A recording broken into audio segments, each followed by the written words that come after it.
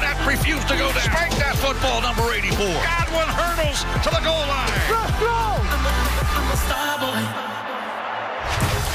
The Super Bowl hosts are on the field for practice today as well. Tom Brady and the Bucs are fully aware of what a win on Sunday would mean to the city of Tampa and for NFL history. Now, Brady did speak with reporters today about his special relationship with Antonio Brown.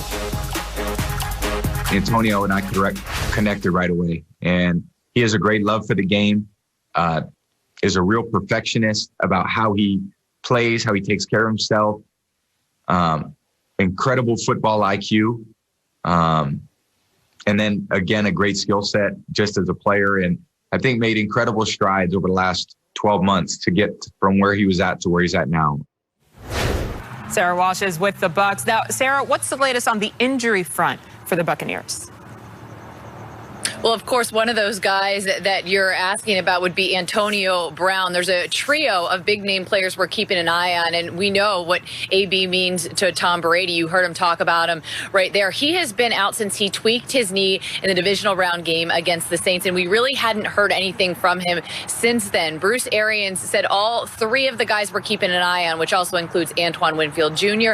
and Jordan Whitehead, they were all limited in practice today. Arians said they went through about half of the practice, but he said they looked pretty good. When it comes to AB, he said they're going to monitor that knee to watch it for swelling. AB said that he was just grateful to be back out there with his teammates, preparing for what they all set out to do. Jordan Whitehead might be the biggest question mark among all of them. He hurt his shoulder in that game against the Packers. Arians told us he was in a non-contact jersey today, but he did say he was flying around. And then I'll leave you with the good news. Antoine Winfield Jr. Now, Bruce Arians didn't say he's good to go, but Winfield Jr. cleared it up for everyone. He said, there is no thinking about it. That ankle is okay. 100% I am playing on Sunday. But I think across the board, if you look at these guys, they all took a step in the right direction, and it is certainly a positive trend for Tampa on the injury front, MJ.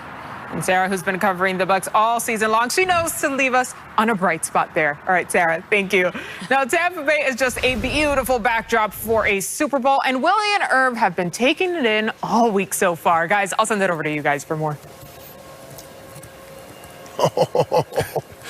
All right, thanks, MJ. So, Mike, we played in this game, the Super Bowl, combined 7 times. Yeah. And we talk about the quarterback, we talk about the receiver, all the glamour positions, the coaches and all that. But tell me, what are some of the intangibles that nobody is talking about that can play a major part in this game? And there are a couple things I think about here, Willie. You know, and David kind of mentioned a little bit of it in the first block when he talked about what's going on with the offensive line, all of the shuffling around on that offensive line. You saw what those guys did in Green Bay because those dudes up front, they brought it. And you're shuffling around that offensive line, Kansas City, that can affect you. And I also think this.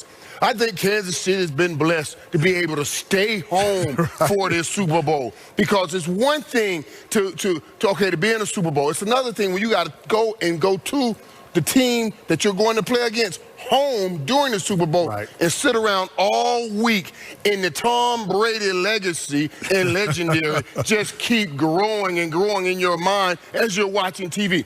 Now, you and I, we may be okay, but the other 50 dudes we got to play with, they're looking at Tom Brady like, that Tom Brady, I have to slap, get your butt right. We got to play a game. He bleeds like man. Let's go. You know what I'm saying? Every time you turn on the TV, it's Tampa Bay. It's Tom Brady. Whatever it is, I get it. It'll mess your head up. I understand. And the other thing that's really important that a lot of people don't pay attention to is the in-game adjustments that happens after every single series, after every single quarter, at halftime, that the coaches and the players have to make. Remember when the Patriots played the Atlanta Falcons and they were down all those points? They had to make adjustments. They had to change things. Remember in the Super Bowl versus the Rams? Well, one of the teams had a second half game plan to come out if the team could stop it, but they couldn't stop it, so they continued to do it. So you got to be cognizant that if your players are wearing down, if they're getting hurt in certain situations, if the matchups are bothering them, whatever you look at, you have to make sure that those in-game adjustments are crucial.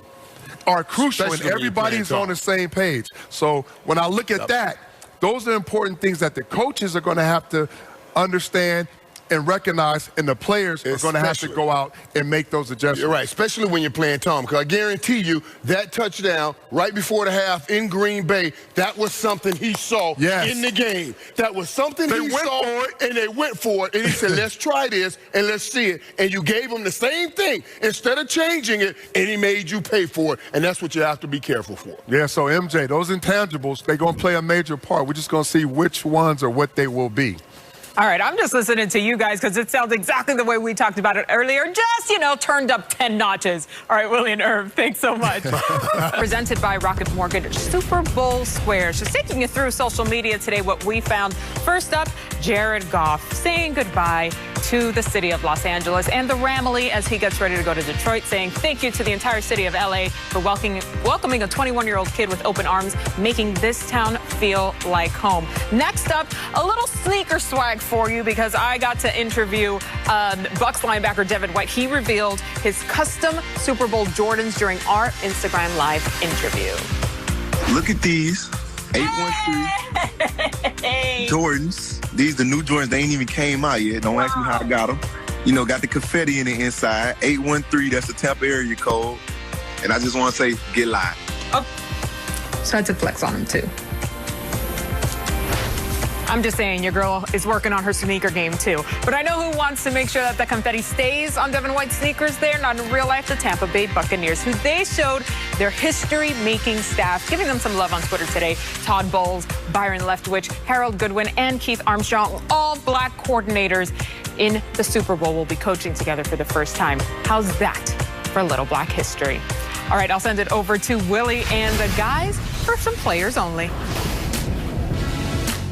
Now, you know we love players only, especially during Super Bowl week, because we get to take you behind the scenes. So, fellas, I want you to think about something that happened during Super Bowl week or during the game that you will never forget. And, JJ, I'm going to start with you because you got an incredible story.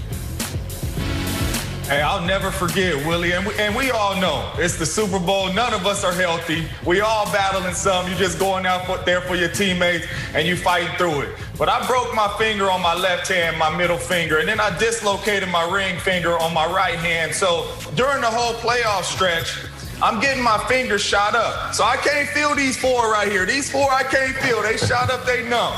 So we get to the Super Bowl. I can't even practice. In practice, I can run the routes, but you can't throw me the ball because I can't catch it because of the pain. We're not shooting them up in practice. I get out to the Super Bowl. I go out there for warm-ups, and I'll never forget. I remember Pam Oliver coming up to me, and she's like, JJ, how you feel? And I'm catching balls from Aaron, and I'm like, man, I feel good. And right then I thought, like, I didn't even shoot my fingers up. My adrenaline was kicking that much. I said, oh, man, this ain't no regular game. I don't feel no pain. My adrenaline is kicking like that. And I was just that ready to go. And Doc came up to me and he was like, man, you don't want to shoot your hands up? And I'm like, Doc, I don't even feel my fingers right now, man. My adrenaline kicking so much. I don't need no shot. So during the whole Super Bowl game, I did not shoot my fingers up. But until then, a ball couldn't even touch my hands without me being in pain. Man. And I was just like, man, this game right here is serious. My adrenaline was kicking like that. It was crazy. That's awesome. I think when I look at the Super Bowl, I think of the experiences and the time you get to spend, because each and every one of us, you'll never forget the teammates that were on those teams. Some of you guys, multiple guys, but, you know, for me, that New York Giants football team that I was able to experience that with, it's phenomenal. So we're there for a couple days, you know, in Indianapolis before the families arrive. We're able to go out to dinner. So Eli takes the offensive line. We go out. One night, Jimmy Fallon wants to meet us, and we were too busy for Jimmy Fallon, so we blew him off. Then we went to another restaurant the next day. One of our offensive linemen, Mitch Petrus, wants to eat the most oysters in the history of this restaurant, so he does that. We leave the restaurant. We're outside. He grabs the drumsticks from a street band, plays like 2 or 3 songs with them, and it was just a really cool experience to be able to hang out with those guys. And then we were fortunate enough to win the football game, and I couldn't help but think, man, I wouldn't even want to know what that feels like to lose that game because of how high you were, and you're in that situation, and to be able to go out there and do that with those guys was a really special moment. Sounds like you guys was partying during the week, David, having a good time. And one of my Super Bowl experiences, I just could remember all the players and the coaches trying to sneak out to see Beyonce do the national anthem before the game. We wasn't allowed, but we were trying to do that. But that was just the extracurricular I wanted to throw in there. The time that it took for the warm-ups And the time that it took during halftime is extremely extended from when the time you play in a regular playoff game or a regular season game. It is not the same. So you see guys hyperventilating, they get worked up, they're overworking before the game, and they got 15 to 20 more minutes before the game even starts. Bruce Arians talked about this day after practice. He wanted to emulate that in practice to let guys know this is what it's going to feel like, because you don't know. If you haven't played in these games with all the halftime and all performances and the commercials that go on, you're not ready for the protocols during the game of the time. It's not the same. So if you haven't ever played in it and you're not adjusted to it, you get tricked. And we had some guys get duped and they needed to get IV bags and then they had to start over warming up and sweating, and the game was 10, 15 minutes away, Irv. Yeah, well, let's tell you. And on the other side of that, right, you go in because your heart is just up. Man, you've been thinking about this your whole life. Right. You've been playing in your front yard. And I mean, those first few minutes, I was in the game, I was done. After about 5 plays, I was like, man, I'm tired as I don't know what. I had to catch my breath and refocus to get ready to play football. But let me tell you the story I want to share. This was our second Super Bowl. And we had talked about going back-to-back and being back-to-back champs all year long. We wanted it so bad. We get in that second Super Bowl. Like you guys, David, Coach always took us in early. Wouldn't even allow the families to come until Wednesday or Thursday. We went in Sunday. He wanted the guys to get out Sunday and Monday night and have a great time. Tuesday, we lock in on that. After that press conference Tuesday, we lock in. We get to the Tuesday meeting. Everybody's in the Tuesday meeting because, you know, we doing head counts because we know we've been killing it in the streets, right? We doing the head count. And we looking around. And we can't find one fella. I know Biggie, who it is. Biggie wasn't there. And we were like, hey, man, everybody, you can hear everybody in the meeting. Man, where's Big E?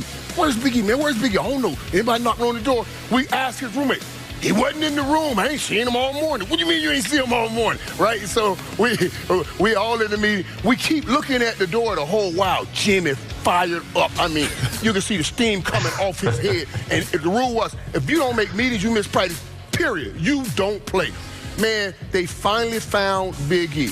I'm going to just tell you, Big E had some adult beverages and missed everything. Missed everything. They finally found him.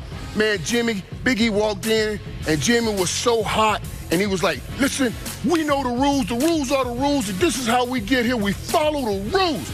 And the room was dead quiet, man.